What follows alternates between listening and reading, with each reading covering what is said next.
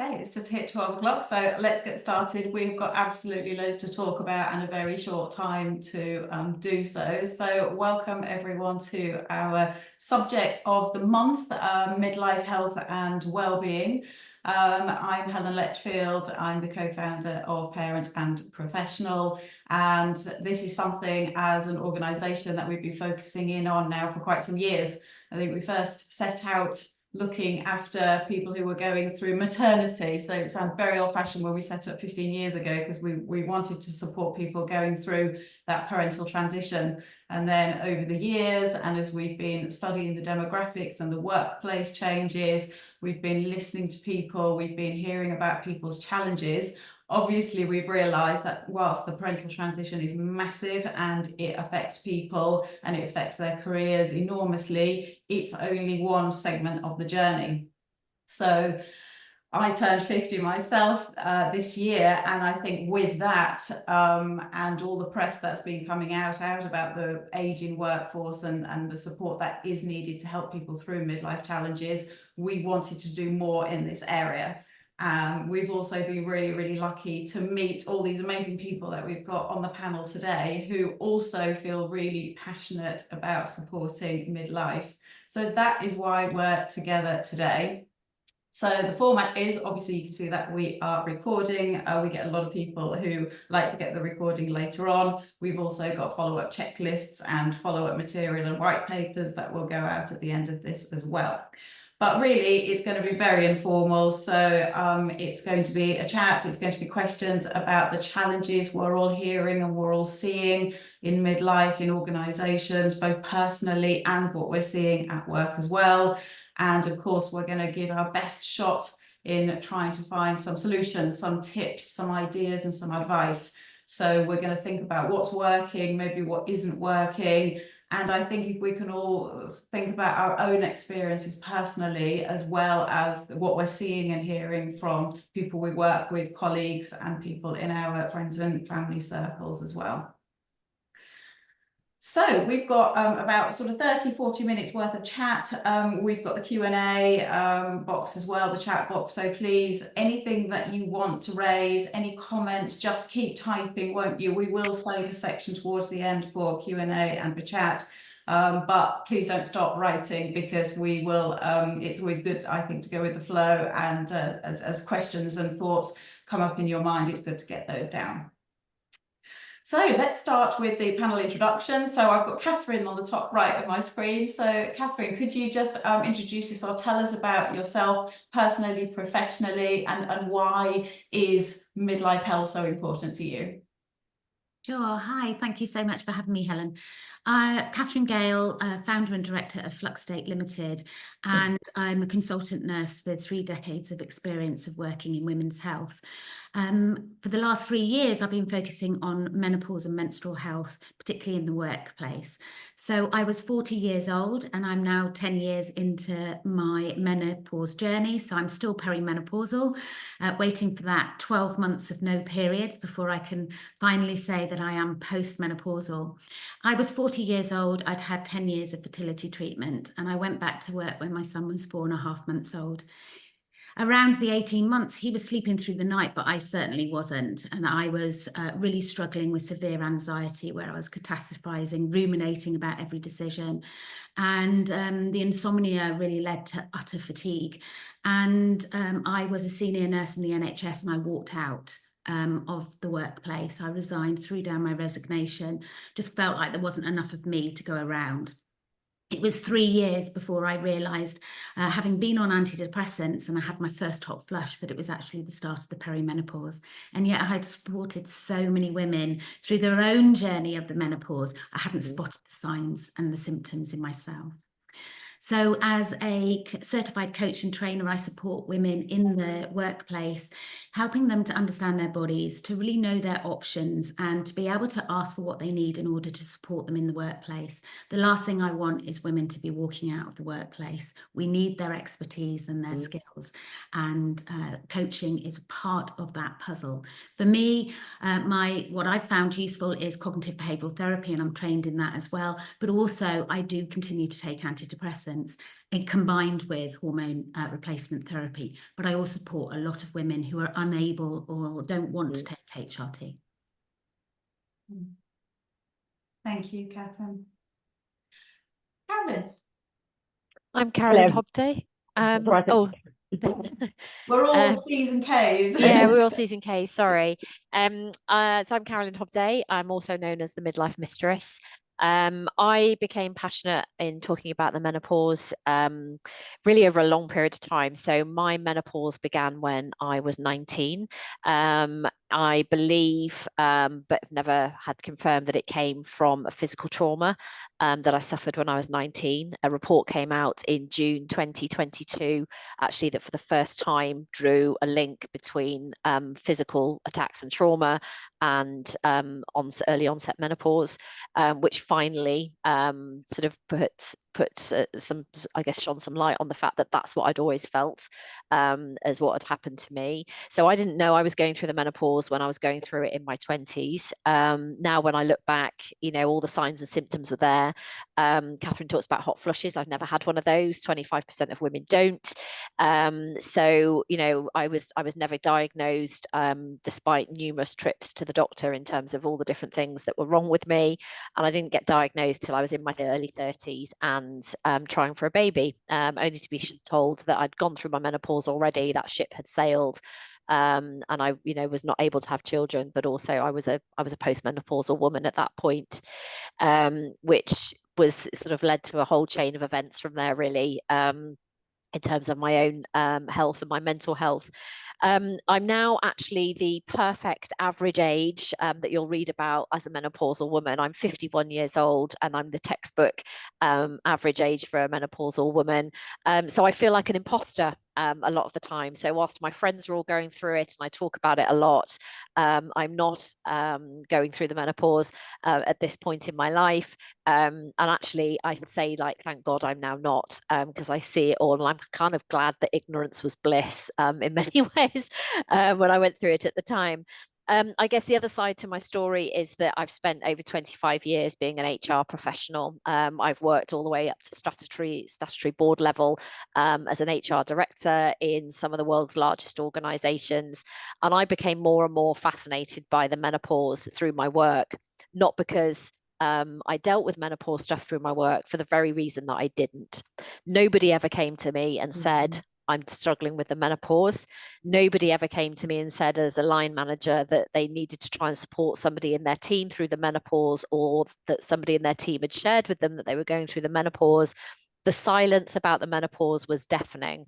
And I was a woman who was in HR who had gone through the menopause and, you know, was open to a conversation about the menopause because I knew about it, I'd gone through it, and I was open to that conversation, but it never got spoken about. So I became more and more passionate about talking about the menopause. And actually, my real passion is that I love talking to men about the menopause, because I think we can't criticize them for something they don't understand. We have to take them on the journey with us. And I talk about making men feel less uncomfortable rather than feeling comfortable about talking to them about the menopause. So, you know, the reality is that statistically there are still more leaders that are men than there are women, and therefore if we don't take men with us in talking about the menopause and help them to understand and talk about the andropause for them, then, you know, we're isolating ourselves deliberately. So we all have to work together and be reciprocal allies in doing that. Brilliant, thank you, Carolyn, and I'm looking forward to your thoughts as well on that age-old thing about, you know, does the andropause exist, which we'll come on to a little bit later when we start to focus in on male midlife health. So Karen, let's move over to you. Hello everyone, good afternoon. My name is Karen Peart and I'm the operations manager at Denton's law firm. I'm a qualified solicitor. I've been working in the law for almost 30 years. I've worked in private practice, I've worked in-house, and I've worked in education as well. My role at Denton's also sees me being co-chair of our Denton's Menopause Steering Group, and also a trained menopause mentor. Helen asked us to explain why menopause was so important to us. And we know that everybody is working longer. And we know that women of menopause age are now the fastest growing demographic in the UK labour market. And these women deserve fulfilling and purposeful careers. But often, anecdotally, I hear from women who don't really feel at their best at these times in their senior careers, and it's quite heartbreaking. I get told of concentration issues, psychological issues like concentration, decision making. You know, you used to be able to make really quick, snappy decisions, and now you can't. Confidence being affected, and fatigue, feeling dog-tired, and being unable to muster enthusiasm, as well as physical symptoms as well. We've talked a bit about hot flushes, itching, all sorts of quite embarrassing things to experience if you're up on your feet doing a presentation like this. And the net result is that women feel very isolated. And I was one of those at 47 when I started to have symptoms. And I happened to be reading a fictional novel in which the lady described that she was in perimenopause. And I had absolutely no idea what perimenopause was. I was 47 years old, pretty well educated, and not a clue. And so that really made me determined that I was going to find out more and help educate the people around me. So that's why I think it's so important. Thank you, Karen. That's so useful to hear. And thanks all of you for sharing some of your own personal experiences as what we've been through ourselves, and the impact as well that can have on us personally, but also I guess the way that we show up at work and our productivity and how we see our careers as well. So that's really helpful. One thing that I would like to sort of, look at, just exploring this sort of our own personal challenges a little bit further. So we started to uncover some of those. Are there any other challenges that you hear about a lot? So from your work working with individuals, what are the sort of other midlife challenges that you hear about? I mean, obviously we've talked about some of the menopause symptoms. What else do you hear about? And Laura has put her hand up, so I'm going to let Laura answer that because I can tell that she's passionate about this. I am passionate about it. Thank you, Helen. So I think that midlife and menopause brings up a lot of inner angst and turmoil often for many women that I coach. It's a time of massive change because the menopause is a change, a transition of change, but also I think menopause also brings up things in our lives where maybe we are either unhappy, not living a life that's aligned with our values, feeling somewhat kind of out of sorts. And often that's because children are leaving, flying the nest. We are getting to a stage where actually maybe it's time to start thinking about ourselves. And within that, challenge comes. And I think this is something that this is a massive thing for women. It's time for us to be able to kind of look at what we want out of life. But within that, looking within, it can bring up a whole host of challenges, I suppose, and change is never easy. So I think for me, that's one of the main things that comes up around midlife and menopause, especially for the women that I coach and for myself personally as well. Yeah, and that's a really good point, because it sort of takes it all wider, doesn't it? So not only are we grappling with some of the physical symptoms, the emotional symptoms, we're also looking at all of the different life changes that are happening to us within this time period as well. And that whole thing can just become overwhelming. It's like a bubbling cauldron, isn't it? I think I was also thinking about the impact of being in this sandwich generation, because I guess that's what's happening to us midlife, and that affects our health. The fact that we are now looking after not only our own health, but we're still looking after children, many of us, and also we're looking after elderly parents as well, sick parents, and that feeling of overwhelm, it can be really intense. And I definitely experience that quite regularly, where it's just that feeling of being torn into lots of different pieces and trying to play that role. And it's that feeling of you want to almost tear yourself into lots of different bits and give a little bit of yourself to everyone, so that you feel like you're fulfilling the responsibilities that you seem to have accrued at this point in time. Yeah, and actually, really, what you need to be doing is taking some time out for yourself so that you can look at what you need as a woman at this time. And the more and more I do in this field, the more I realise that that's very, very crucial in the whole way that we transition through the menopause. And we have to take back some control of what we want, and self-care becomes very important, you know, and looking at and how we can get that into our lives, which is difficult, like you've just said, Helen, when we're so busy and we've got so many commitments. To some of the other challenges that we're hearing and seeing personally or professionally? I think that for me, I think just building on Laura's point, I think, you know, there's a lot about the mental load. So, you know, it's a case of understanding that, you know, still undoubtedly women take, you know, more of the home load, I think, the outside of work load, and we have to, you know, consider that. And you see those, exactly what Laura said, you know, that, and you mentioned about being the sandwich generation. I think there's so much of that women take anyway.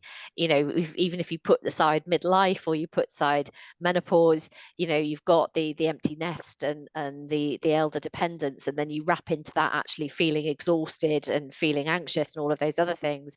But what I would want to add, you know, because as you know, I'm sort of usually you know, I talk about the male side as well. That's what I encounter. You encounter men having that same moment where they're going, so I was told that what success looked like in my life was, you know, a good job, a nice house, a couple of cars on the drive, 2 holidays a year, you know, 2 children and a dog. I've now reached that. I'm in my 40s, probably doing pretty well, you know, and I've reached that point, and I'm totally dissatisfied, because, you know, this definition of success that I've been living up to actually doesn't feel like success. It's not my definition of success. It feels really empty, like I've ticked every box and I should feel amazing, but actually I don't feel amazing because I've just sort of ticked all these boxes. And so we kind of have to also understand that, you know, on the other side of it, I think, you know, from a midlife point of view, I encounter lots of guys, you know, I've spent my career in manufacturing, logistics, supply chain, retail, you know, some very male intensive environments. So I've spent my career working with a lot of sort of, you know, 40 and 50 something year old males, as well as some females. And guys have this thing too, you know, and they feel the stress and the pressure because often, as we were saying before, you know, most leaders are still males. And so often, they're not always, but they are predominantly probably the greater breadwinner in their family, or their family is fractured and they're having to sustain, you know, a fractured family situation. And they feel enormous pressure and almost the inability to get off the roundabout that they found themselves on, particularly for financial reasons, but actually themselves feeling, you know, that the pressure, the mental health issues. And often for guys, you know, I'm not saying it's brilliant for women in terms of we've got loads of people to talk to, but women, we do talk to other women about it, not enough, I think, sometimes, but men often have nowhere to go, and that is a lot of what I encounter. And when I speak to men that I talk to, you know, personal capacity, professional capacity, they're often going, I don't want to take this home and burden my family with it because I have to sort of be seen to be strong and coping, and you know, and providing for my family, whatever that family unit looks like. So they often feel really, really isolated, and we have to also take that into account in terms of how can we improve the conversation between us on these topics. Yeah. Any more thoughts, Catherine? Yes, I think one of the things that we often don't talk about, we talk about irregular periods around perimenopause, but we don't talk about the heavy periods. So, you know, the heavy periods that are regular, unpredictable, you may be finding that you're needing double protection, you're flooding through your clothes, and that causes a huge amount of anxiety, particularly if you've got to stand up in front of a large number of people. I often hear that is something that really concerns, that sort of like fear of flooding. Other things that I also find as a coach, Laura and I are both coaches with P&P Coaching, and what I often find is that neurodiversity becomes much more common around this time as well.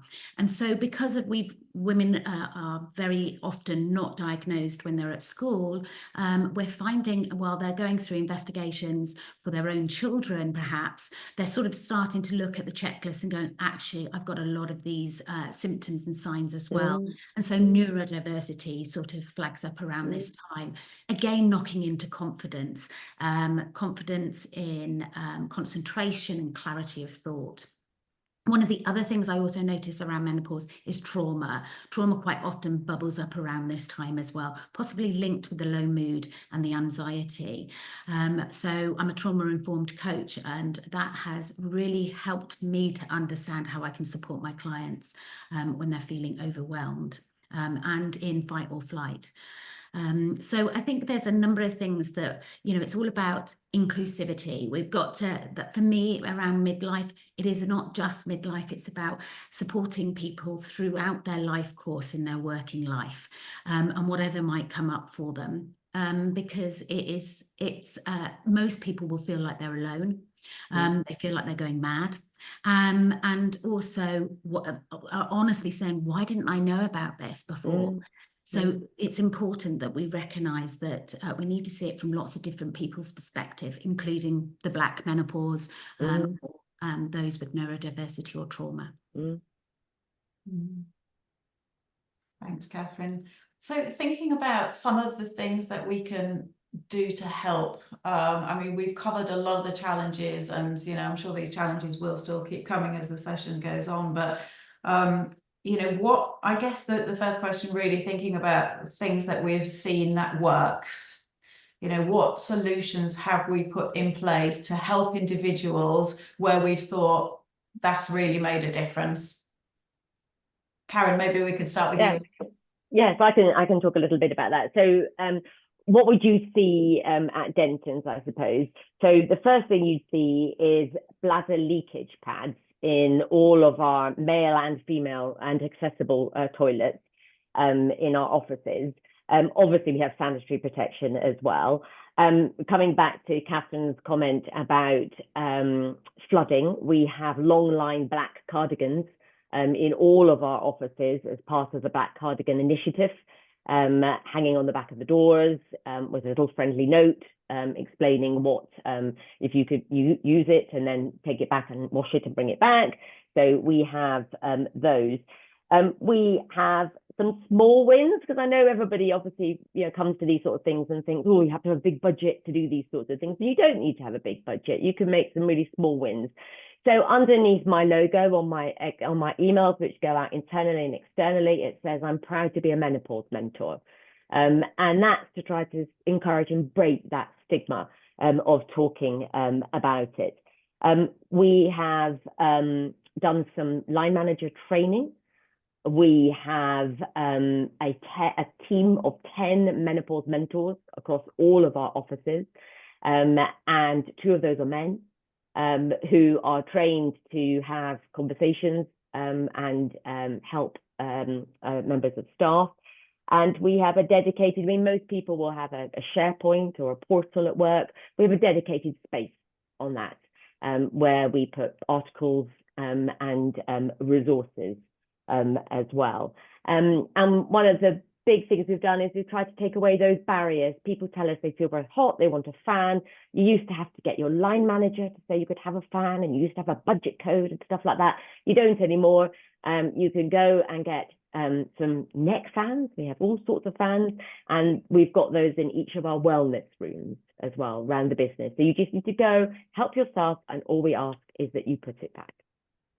So those are some of the things that we've done. That sounds amazing. And I love the way that you start off with that, Karen, because you said these are the things that you can see. And I think just visually, being in the office, you can imagine having all of those visible things that are tangible and are there, that they're just giving continuous messages. Like somebody's thought about this, somebody's already experienced what you're probably experiencing today, and here's the solution. And the long black cardigan thing, I've never heard of that before. I love that. I think that's a fantastic idea. But yeah, I think there's some really great things. One thing that I'd like to ask you a little bit more about is the line manager training, because I think involving managers, the leadership population, especially when it comes to looking at organisations, how do we make sure that the managers who might not have ever experienced anything like this themselves before can really understand how they can support? Yeah, so the first thing we did was we did some virtual reality training, and we invited our leadership team to come along, and they all had to wear headsets. And this was an immersive training, so it's very impactful. We find that our lawyers are always tapping away on their screens or half listening. If you put a virtual headset on, you can't be, distracted. And we did 4 sessions throughout the day and invited people to come along. And that was a film in which you were sitting at a kitchen table with a woman who was describing her menopause symptoms to you. And so you felt that you were in a one-to-one conversation with her, and you didn't have to feel embarrassed or anything like that. You were just in that space for about 2 or 3 minutes, that was all, and it just gave you a flavor, a real immersive flavor. And I think that was very impactful. And awareness raising as well. So we've been into all sorts of team meetings, divisional meetings across the business, across the locations. We've badgered people to let us say a few words at their team meeting, and we've just beaten the drum, and we just keep beating the drum, and we're just going to keep doing it, because you just have to be saying the word many, many, many, many times at every opportunity. If you meet me at Denton's, I will introduce myself as a legal operations manager, but I'll also introduce myself as the co-chair of Denton's menopause steering group. Nobody gets away. You just keep beating that drum, and that again is a small win. So consistency is the key, and I love the idea of the sort of the virtual reality immersive experience. I think it's something that in order to try and get people tempted into learning something new and get away from their desks and away from their emails, you have to be willing to try new things, and that experience, I guess, where you get to feel and see and hear something completely different is one way of really breaking down those barriers. And also massive empathy as well, because I think that's something that unless you've been through this experience, it's very hard for you to imagine how it must be feeling to be in that person's shoe. Anything else to add, either Catherine or Carolyn, around some of the things that you've done and seen that's worked really well?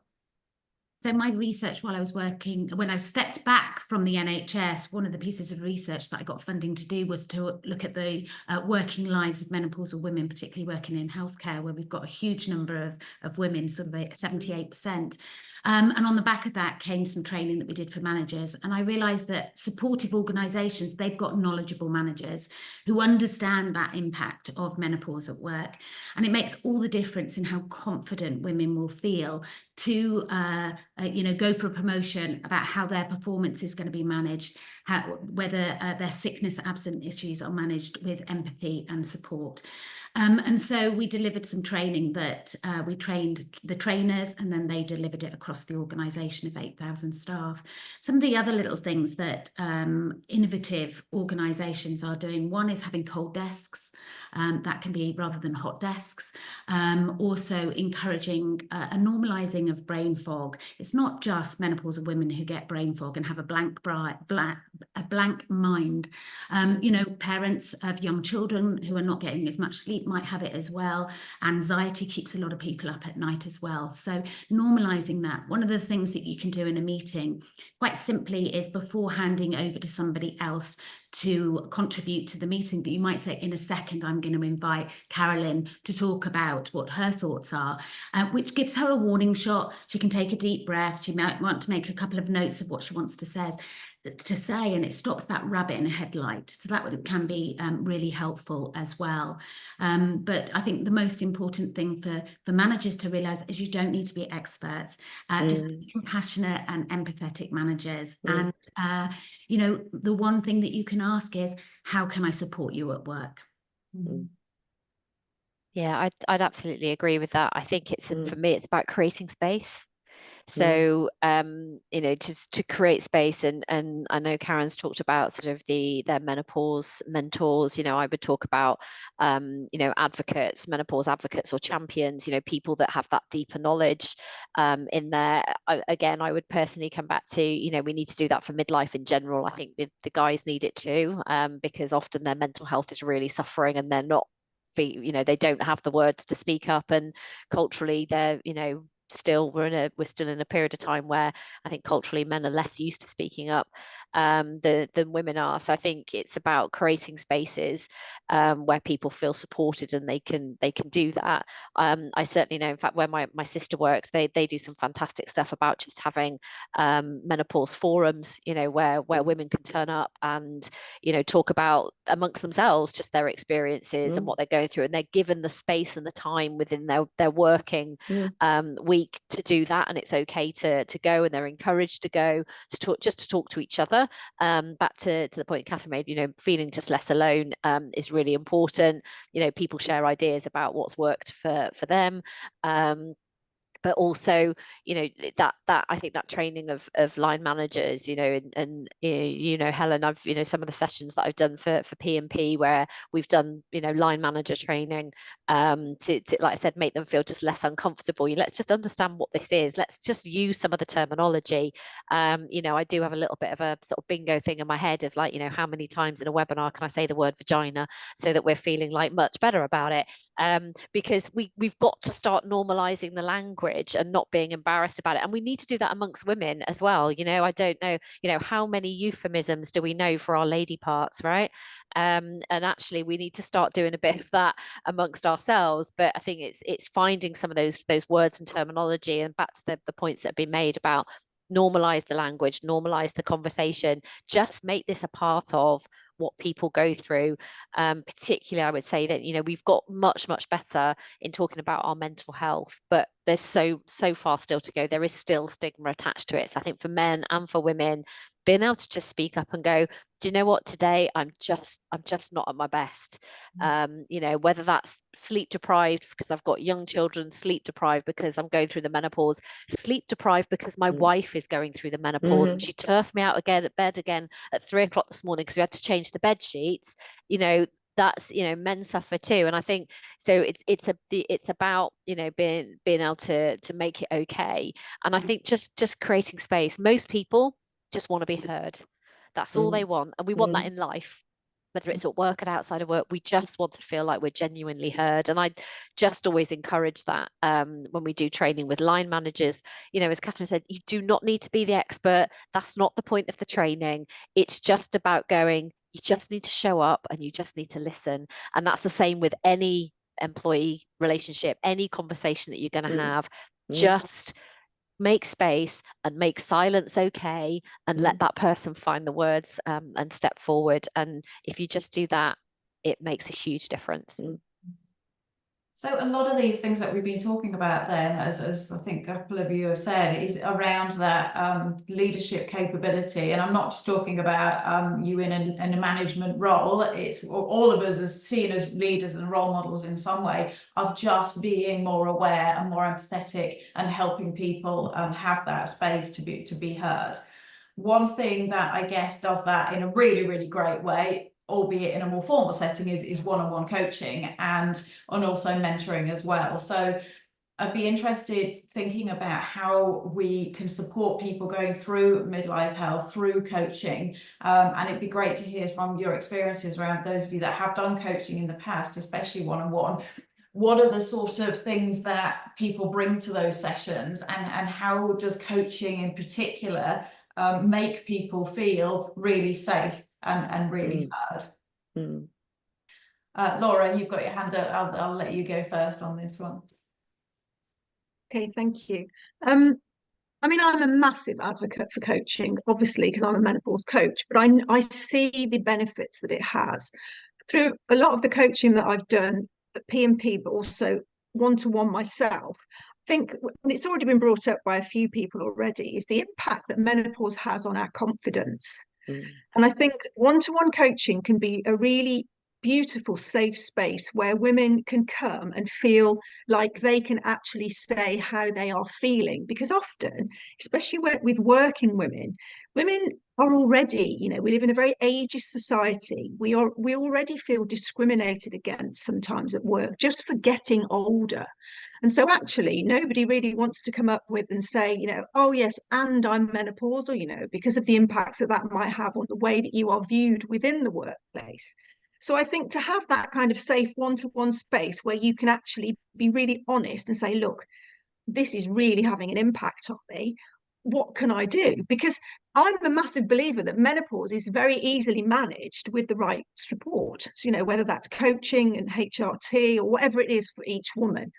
But often we don't know what to do and where to go. And I think that's where menopause coaching, for me, feels like it has a huge benefit, because it's in that safe space. You can work yourself out. You have agency to be able to help you with the support of your coach, who has your back 100%, who has resources that they can give to you, can point you in the right direction, and you can actually work together to make a plan so that you can manage your menopause and you don't feel like you have to leave your job unless you want to leave your job.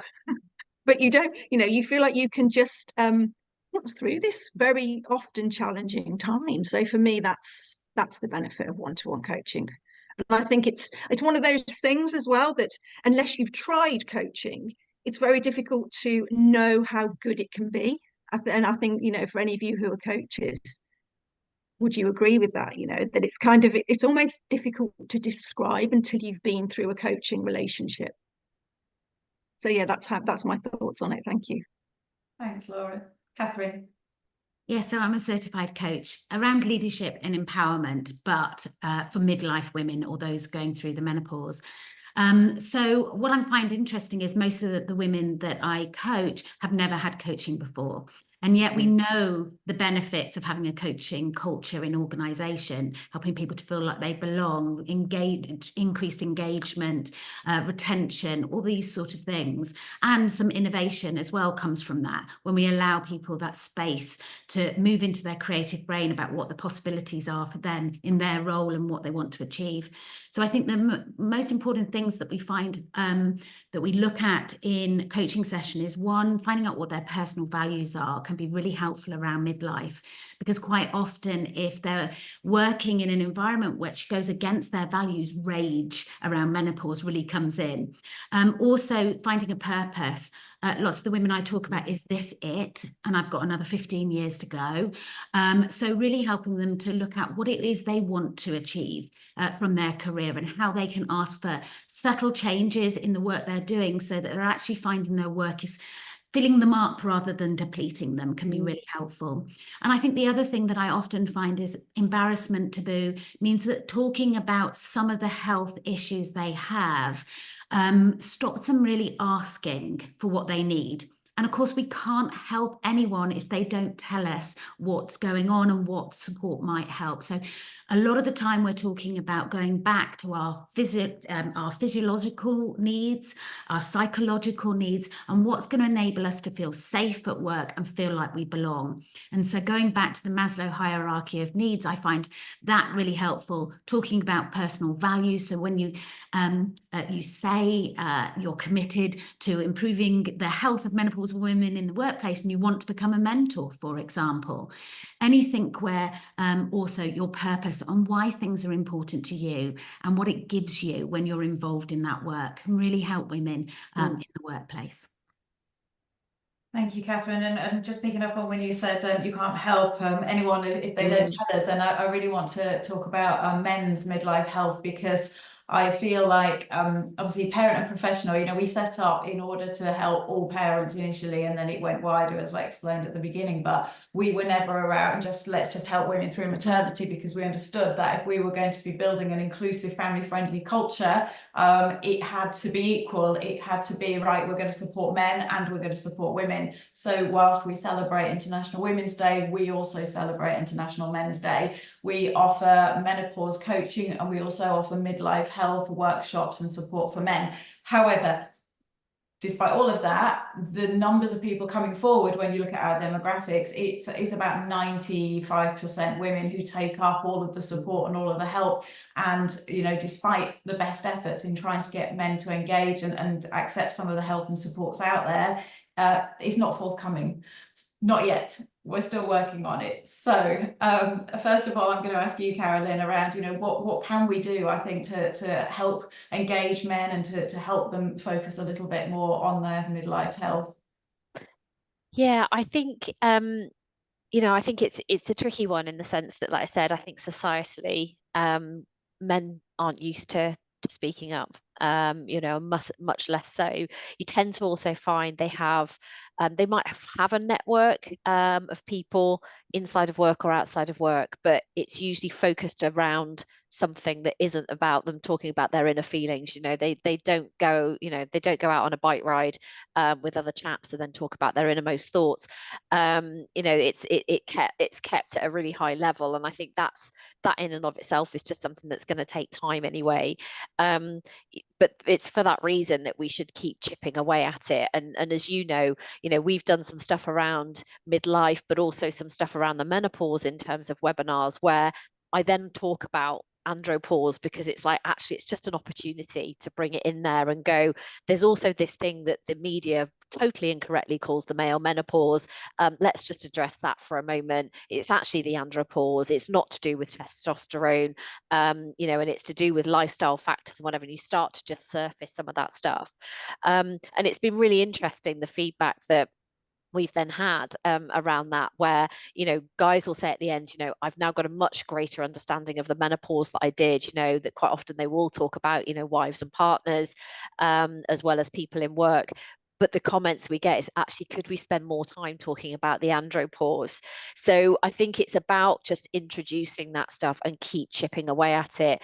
It's why I think that the menopause and all the stuff that's going on about it, which is brilliant, you know, it's out in the media. I also think we maybe talk about it later. I think it also has a negative impact on women, but we come back to that, you know, but actually it's just an opportunity to be talking to the guys. And not least, statistically, I think it's 85% of men say that they feel really lost and hopeless and helpless in supporting a woman going through the menopause, which in and of itself is not good for them either. That's a really sad way for them to be feeling. So I think we just have to keep chipping away. I think in organizations, you know, it's an even wider thing for me. You know, I do a lot of leadership development, obviously come from an HR background. Tackling the alpha culture in organizations is a huge part of it. You know, this kind of the bravado, you know, the very sort of just more aggressive alpha male type culture in and of itself, it doesn't serve women. It certainly doesn't serve menopausal women, and it doesn't serve a lot of men either, because they're not also of that ilk. But it's the very few, and it's the chest beating type stuff that people either believe in or they put a mask on to do. So I think there's a much wider thing we've got to do of tackling cultures, opening it up. And I think the more you can get senior people, I'm loving what Karen's saying about some of their menopause mentors are male. I think that helps. I think finding those males that are, you know, have the ability to do that and want to do that. I always say when I talk on menopause webinars about, find a senior sponsor, and if you absolutely can, find a male senior sponsor, because let's face it, again, statistically, most of the people sitting at the top of the organization are still male. Find a male sponsor who makes it okay. And if you can find somebody at the top of the organization who themselves will talk about their own challenges with anxiety or stress or their mental health, it is so powerful. And just trying to get people to open up about that, to try and open up a conversation in an organization. There is a lot of work to do. There is no silver bullet, but the more we talk, the more we create spaces to talk, then we will chip away at it, I think, for guys as well, because they're suffering too, and they're suffering in more silence than we are these days. Absolutely. And it's just a case of, yeah, keep chipping away, keep going, keep being consistent, and keep offering those channels of support equally to men and women, recognizing different health challenges that, you know, we might just, they might show up differently, but we're all struggling in a similar way. Karen, I'd love to hear more about, you know, life in Denton's, really around supporting men and the male, the menopause mentors that you have that are male as well. I'd love to hear more about that. Yeah, so we have a policy which is called the menopause and hormonal change policy. So our policy is very inclusive and is there to support men, trans and non-binary employees as well. And it sets out what support we can give our employees if they're reading the policy, what support you can give as a line manager if you're reading that policy. So I think that's quite important. Although I have to say, at the age of 47, which is what, 5-6 years ago, there was no policy. So, you know, it's not something we've had for years and years and years. I felt very passionate that there should be something, and I started to campaign and talk to the women's networks. So I think they're quite key, the networks in your organisation. We also have a parents and carers network as well, and we have an accessibility network. And the networks work very closely together to try to get that sort of cohesion. So I think the networks are important. Our policy, as I say, is inclusive. We also, I think there's quite a lot of firms sometimes have stuff, but our staff don't seem to know about it. So I think a really good place to start is to find out what you've got. So that does mean having a discussion with the rewards people. You know, I discovered that we, you know, as part of our PEPI, we have a PEPI app that has a whole stream of men's health stuff on it. So we take the menopause stream, but we also take the men's health stream as well. And I think that that's really important. And again, signpost it. When people are stressed and anxious, they need to know quickly where to go. Oh, all too often we hear, oh goodness, the SharePoint, it's so big, I don't know where to go. So we now have sort of big buttons that say, you know, if you need immediate mental health advice, press here, and it will shoot you off into sort of, here are our mental health first aiders, here are our menopause mentors, you know, here are your resources. So I think we've tried to listen, and one of the most pleasing things for us as the menopause was to hear through our staff engagement forum from some of our constituents that we were making a difference, that people were noticing what we were doing. That was the impact, because you do sort of beaver away in your little hopper and you do wonder if there is an impact. You know, the other important thing is to make yourself very visibly aware, very visible in Dentons. It's a big organization, and I use LinkedIn. So I use LinkedIn a lot to promote what we're doing internally and externally. And again, it's just about keeping that conversation going. Mm-hmm.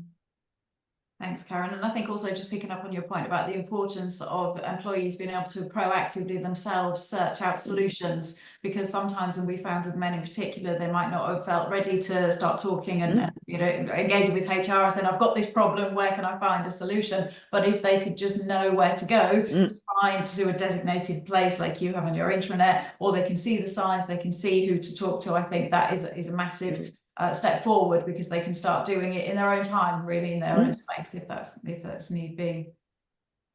So just keeping my eye on the time as well, because so we're at 47. So I guess at this point, what would be quite good would be to invite any questions. So as you start to think of any questions that you have, or any comments that you'd like to make, please start scribbling now, because I don't want to leave it to the last minute and then suddenly ask if there's any questions. So whilst you're thinking of your questions, one thing that I would like to bring up is the concept of ageism, because this is obviously something else that we need to bear in mind when we're thinking about midlife health. It's something that certainly hit our agenda probably about 2 years ago now, because we wrote a white paper and did some research and held a panel discussion like this on female health challenges, and we went through the whole spectrum. So obviously you can imagine there's a lot to talk about, but one thing that we did start to think about was ageism. We did some research and realized that gendered ageism, so where women in particular feel disadvantaged or pushed out or treated differently because of their age, we realized that we were finding a lot of examples of where this was perhaps hitting women. But ageism in the workplace, is that something that we need to be concerned about? Is it going to get worse? Yes. Karen, let's come to you first. Yes, we need to be concerned. And I think I always use, I think Laura referred to it, sort of made reference to it a little bit earlier, but I always come back to a quote from one of my favorite programs, actually, where it's described that women are like an egg salad on a warm summer's day. which basically means that we're only actually palatable for a really short period of time. And I think when we've done webinars on gendered ageism, I think that's the thing that's most scary. You know, it's not about being old. You know, women are discriminated against at either end of their career, and actually there's a really tiny window, and it depending on which research you look at, it, you know, will tell you differently where that window is, but it's probably somewhere from about the late 30s to early 40s, in terms of like this is the time when it's safe to employ a woman, because she's probably too old to have kids and she won't be in the menopause yet, which is total rubbish on either front. Let's be really honest. You know, I encounter lots of women in their 30s who clearly are showing signs of perimenopause. Our hormones drop from from the age of about 36. So you know, it's tough. You know, it's tough for a woman. It's worse if you're a woman of color, and the statistics show that too in terms of gendered ageism. That, you know, there's almost no window at all if you're a woman of color. So I think it's something we should be talking about more in organizations, educating more about in organizations. It's those small things, it's perceptions. So it's not that we're going out there and going, we only want to employ people who are 35 years old. It's never that stuff. There is laws that stop people from doing that stuff. But it's all the perceptions. I'm an HR professional. I have sat in countless thousands of interviews, and I've sat in interviews with people, male and female, and you know, different genders, different races, and whatever, who then go, you know, because they're probably going to be starting a family, or they're probably going to be, you know, going through the menopause, or, you know, we like to employ a man because he's seen as like more reliable, particularly if he's got a family. If he's married and he's got kids, then we'll employ him because he needs this job. You know, others that then go, oh, I like employing women part-time, because what you find is they're desperate for the work, but actually they'll do full-time hours in part-time payment. So they're really great as well, because I can get way more from them than my money. And it's all of this stuff that goes on, and we need to be challenging all of that. So I think it's about talking about it much more. I think we need to be raising awareness that, you know, it's not just about people as they get older. Somebody at the start talking about, you know, the loss of that talent in more mature workers, but also the loss of that talent in the younger generation if we dismiss them also for whatever reason. And I think it's the challenge of those small bits of perception that we need to be tackling on a one-on-one basis as and when they happen, as well as that sort of bigger education of this stuff is going on, and actually looking at those bits of bias or, you know, discriminatory behavior or attitudes, and picking those off. But yeah, a big light needs shining on it for me. I think it's all over the place still. It's all over the place in advertising, marketing, the way we talk about people. And for me, I love the fact that we're out talking about the menopause way more. The downside of it is what we're promoting is that women have a shelf life. They're struggling with all this mental and physical stuff. Oh my God, let's get rid of them and bin them off because they're now more trouble than they're worth. And that's the negative side of it, unfortunately. Mm-hmm. Catherine, anything to add? Yes, I think I totally agree with everything Carolyn has said. And I think the cultural paradigm that we've grown up in makes it very difficult for women to not see themselves as old. We often are our worst enemies. We say we're 50 years old. No, I'm 50 years young, and I'm going to spend a third of my life post-menopausal, and I've still got a lot that I want to achieve. And we were talking earlier about, you know, I'm not considering retirement at this age. I'm considering about what's my next phase, what's my up-leveling I'm going to do post-menopause. I think there was something that Vicky said in the chat was about grief. And I think there's a lot that we need to unpick around this time, because I think there's a sort of a shedding of what's been, so that we can, you know, unfold and become who we are to be. And whether that's grief that we haven't been able to have children, or that our relationships have broken down, or that we haven't yet got that promotion that we want at work, or that perhaps, you know, working is not giving us the financial security that we wanted to have. For me, there is a point in time around midlife, whoever you are, woman or man, where we get that point that we can allow ourselves to grieve for what has been, things that perhaps haven't worked out as we had hoped, and then move on and unfold into who we are to become. Catherine, that was beautifully put. Thank you. Anything else that you've got to add at all, Karen, to the concept of ageism in particular? Well, I've just read Lucy Ryan's Revolting Women book, so I would definitely recommend that to anyone. That was a staggering read. I think what she demonstrated and how she got my attention was the evidence-based nature of her work, and I suppose that's where I do slightly worry with the menopause is around, we must have evidence-based resources available to people.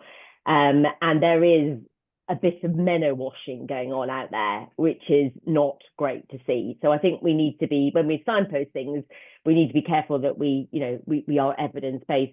And I can't possibly leave this call without reminding everybody on it that October is World Menopause Awareness Month, that the 18th of October is World Menopause Day. It's Friday. And please, everybody on this call, do something. It doesn't matter how small it is. It doesn't matter if you buy Davina's book and put it at the coffee point. It doesn't matter if you have a cup of coffee with a few people in your office. Just please do something on that day, because that's what's really important here. Absolutely. These awareness days are brilliant, aren't they? Yeah. For really getting organisations in particular en masse to put out messages and to get people to reflect and think and listen in. By then as well, we'll have got all of our follow-up materials from this event in place as well, which I will obviously be sending out to everybody.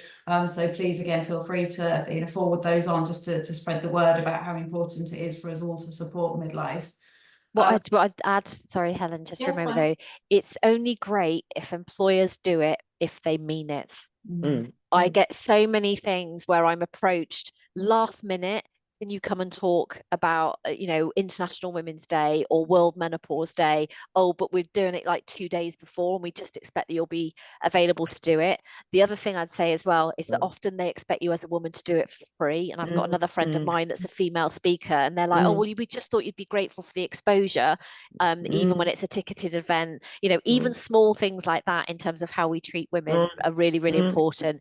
Please do nothing if you don't mean it, because do it if you mean it, but don't do it at all if you don't mean it. If it's a gesture, if it's a gimmick, and my God, please, please, please don't give out bloody menopause goodie bags when there's chocolate in it for when you're, and a stress ball in it because you're raging all the time. Think about what you're doing. And I love the ideas that Karen suggested, buy a book, have a cup of coffee, open up a conversation, things that cost virtually nothing or nothing at all.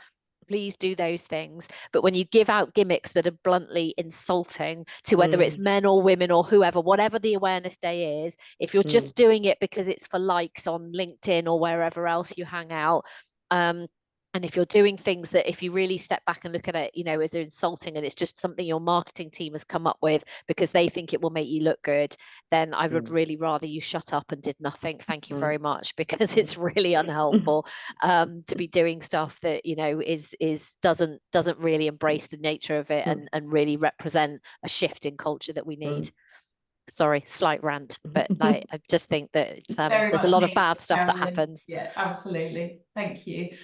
We have got time for one question, and I can see that Ruth, hello Ruth, has raised her hand. So if you can take yourself off mute, Ruth, that would be amazing. I've just clicked you. There we go. Unmute. There we are. Can you hear me?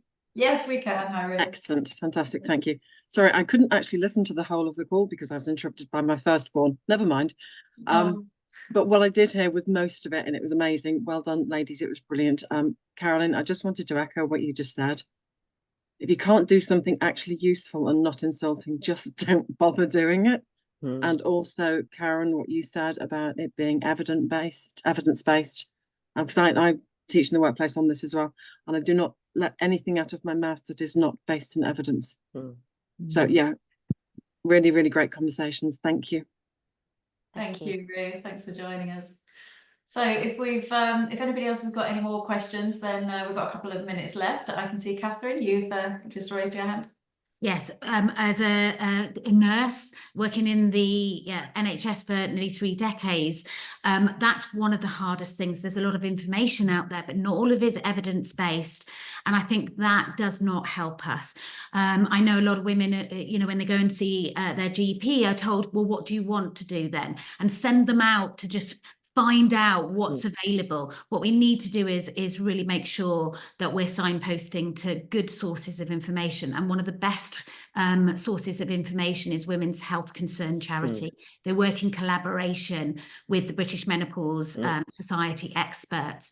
They've got a great leaflet on HRT, the risks and benefits, busting the myths around breast cancer, for example, and also good leaflets on CBT, so cognitive behavioural therapy, which is very evidence-based, can be beneficial at this point of time, and also about the alternatives as well. So for me, outstanding organisations are bravely going beyond the menopause support and a policy in place. Very much like Karen said, they're looking at how can we help women get the treatment that they need, whether that is through Pepe, which is a wonderful organisation that puts employees in contact with someone who's an expert.